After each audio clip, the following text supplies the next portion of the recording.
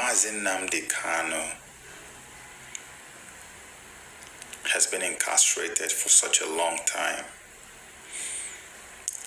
and there's been a lot of intrigues, there's been a lot of drama here and there regarding his release. Hello my fellow biafrans, welcome back to Nnamdi official YouTube channel. If it is your first time coming to my video, can you subscribe to this channel so that anytime I drop video you'll be the first person to see it. And do not forget to like, share and drop your opinion in the comment section.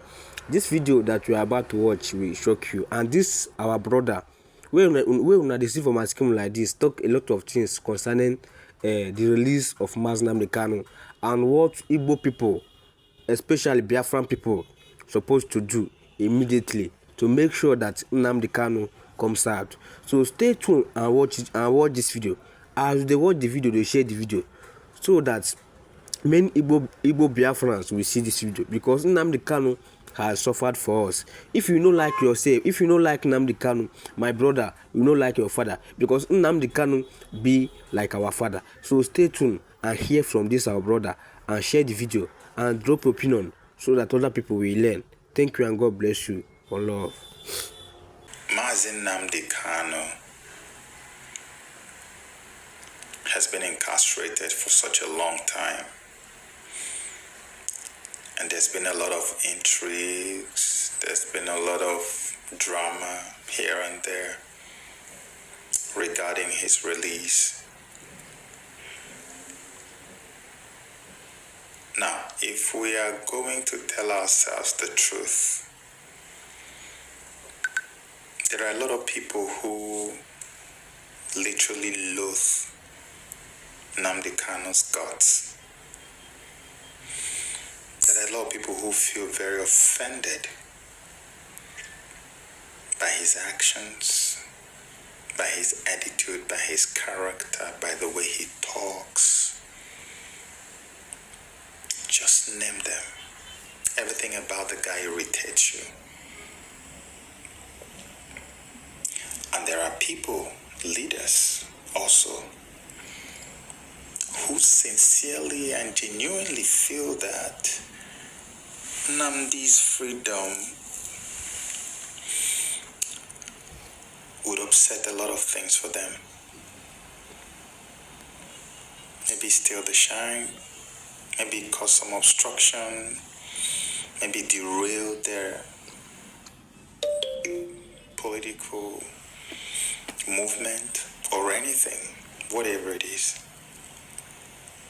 There are people who have that feeling. There are. In my part of the world. And so it leads to a conclusion that most of what we see as efforts at releasing him are mere window dressing.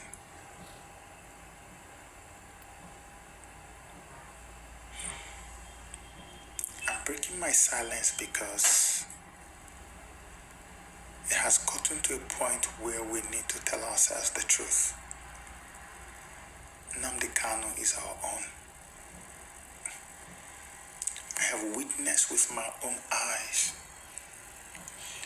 elements from other regions who were far more destructive or are far more destructive than anything you could ever accuse Nnamdi of doing. And all that these guys get is just a slap on the wrist, and they get away with it. See, I'm making this video because I want to be frank. I don't want to make emotional statement here. Not. Here's my deal. Rather than keep Nnamdi incarcerated and locked away in jail, why can't there be a deal reached with him?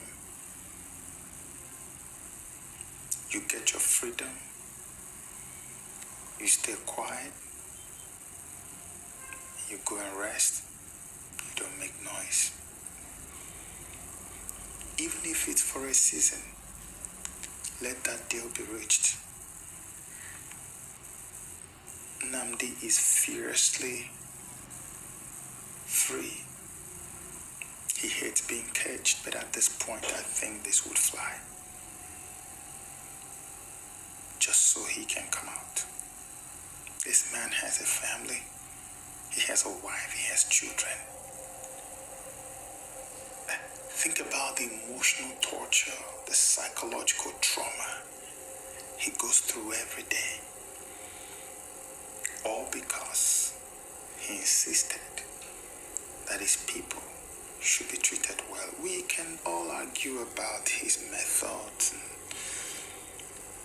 and whenever these things come up in discussions, I keep saying to people, point to me one man that is perfect in this world. We all have our own issues. We don't always get it all right. You get some right and you get some wrong. Yes, some things may have been done wrongly, but there's also a lot of positive things that have come out of the movement that he set up. Despite all the efforts to demonize them, to tarnish their image, to brand them as terrorists, and all kinds. When we have terrorists, real life terrorists who don't hide it, staring us in the face every day, killing our people. And we even have Boko Haram members being branded repentant, forgiven, and reintegrated into the society of Nigeria. But Nnamdi Kanu is not worthy of rejoining his family after 4 years of incarceration. And I ask, why? For what? It is becoming a shame on the collective sensibility of all Igbo people all over the world. This thing has gone beyond the limits of tolerance, and we should, as a matter of extreme urgency, do something now. Because the sense of urgency that I feel doesn't come to me just like that. The sense of urgency I feel now always comes to me when something is about to go bad or get worse. If Nnamdi Kanu is not released now, it will not be too long before the story will change. Take my word for it. This is the first time I'm making a video appeal to all the powers that be to release Nnamdi Kanu. It's not a threat. I mean, what can I do? But I'm just telling us that we've got to that point where we have to say whatever it takes. Let it take. Our Southeast governors and our Southeast politicians, there is no way on earth that if you guys decide Nnamdi will be out in the next 72 hours, he won't be out, except if the British government decides to come in and say, hey, we don't want him out. He's our citizen too. And they put their foot down and said it doesn't matter what you guys do. And of course, those are the only ones that you guys fear. And up till this day, I still wonder why a British citizen will be so incarcerated and so terribly treated, ill-treated, and Britain does nothing. That's a topic for another day. But the point is, Mazi Nnamdi Kanu needs to be released. Not tomorrow, not next tomorrow. Now, something is about to go wrong. And if this thing is allowed to go wrong, every everyone will get to a point where we'll be like, oh gosh, if we had known. May that not be the case. Please, President Bola Tinubu, our politicians in Southeast, whoever is concerned, make a quick release Nnamdi Kanu now. And God bless you all for heeding this call.